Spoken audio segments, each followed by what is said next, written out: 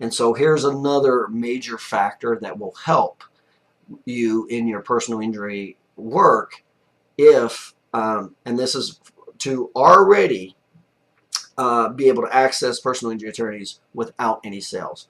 What is it that is important to them that you can say or do that will increase your relevance? That's what we're talking about here. So the second topic is locations. Remember, the number one most important factor after there's a perceived need is location. Where are you at relative to that particular client that he has? Because that will be the number one reason that destroys the case. I remember talking to a new client about this, and I told him, explained it, and the very next week he said, oh, by the way, what we just talked about last week just happened.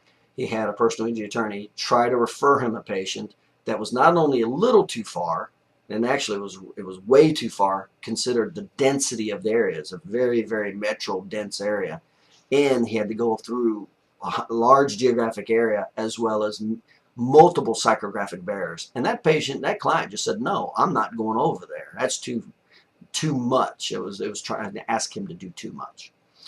So what can we do with locations? If you can represent yourself in multiple locations, and bear with me on this, there's three main ways to represent yourself with locations, and I'm going to go how you can do this very easily, and that doesn't cost you anything, but it creates a lot of influence. Okay, so it would be good if you owned more particular location in the mind of the attorney. The more locations that you own, the better it is. It creates a sense of influence.